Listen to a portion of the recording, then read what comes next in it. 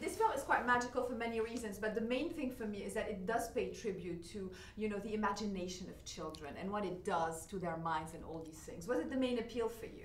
You know what? It really was, because it's like my childhood was filled with Disney films, and I think that kind of what those films always did for me was that the message is always like believe in magic, or believe in the impossible, or and provide you with a sense of wonder, and they're usually deeply emotional films as well. And so just to get to be a part of a Disney film for children, for families, that when I read the script I was bawling, it's honestly, it's a really big deal for me. I was also one of those kids that was obsessed with Disneyland, and my grandmother would take me every year, and we'd go for 3 days, and I would do one ride per day. So we would just like do the ride and then get back into line, and do the ride and get back into line. And I wore, for a couple of years, I wouldn't wear anything other than my Alice in Wonderland costume, my Snow White costume, or my Cinderella costume.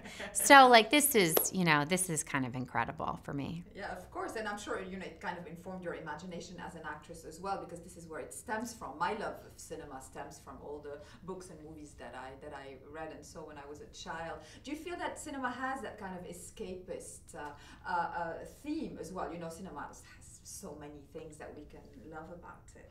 Well, I mean, absolutely. That's kind of, that term, the magic of the movies. Like that's what it is. The magic of the movies is that you get, when it's a strong film and a good story. If it's a good story, well told, it can absolutely transport you, and you can kind of leave your life for a second and leave the just reality and become immersed in an adventure that might take you to emotional places that you've never been before. I mean, I remember as a kid watching films that made me feel more emotional than I ever was in real life, more excited than I ever was in real life, more playful, and like I'd be like laughing like crazy than I ever would in real life.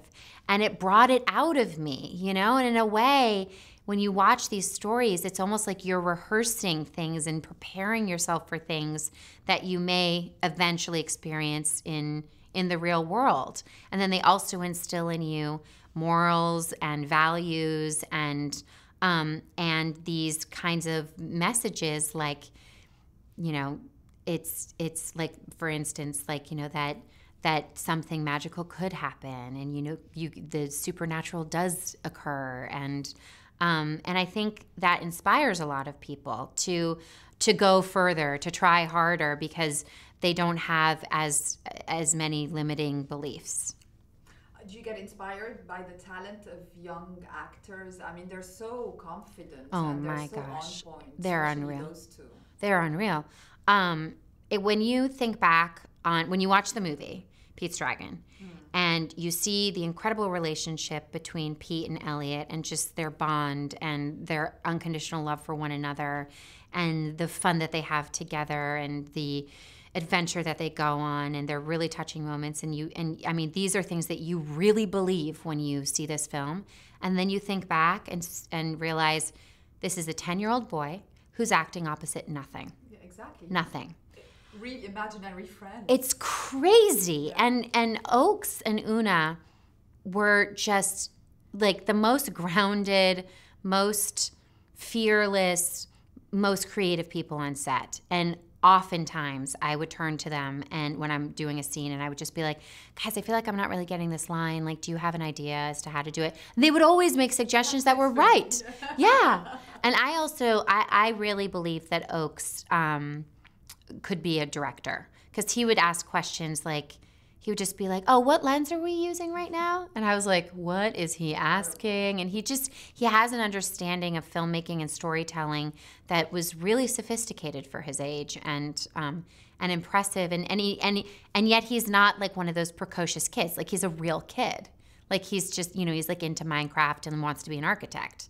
And so it's that was really refreshing as well, of course. Quite wonderful. And finally, obviously, on Robert Redford, talking about skills, experience, and knowing the art of filmmaking. Yes.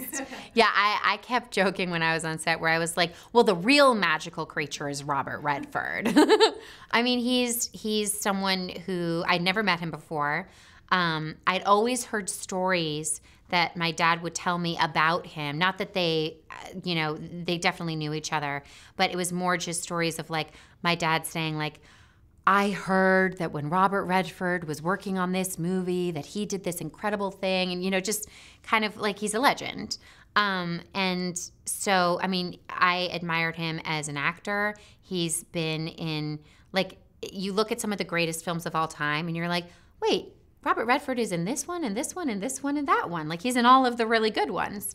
And it's the same as him as a filmmaker and as an entertainment entrepreneur. I mean, he changed the industry permanently with Sundance. I mean, David Lowery has his career because of the support that he got through Sundance. Same thing with Colin, the director of Jurassic World. I mean, with what Bob created with Sundance, he's leveraged all these remarkable careers. And so, thank God for that man. He's also really fun, really handsome, and, the best storyteller ever. Thank you so much. Yeah, I've had a wonderful interview with him one day. He's so fascinating. Isn't he great? Pick his brain and your dad too. So. Yeah.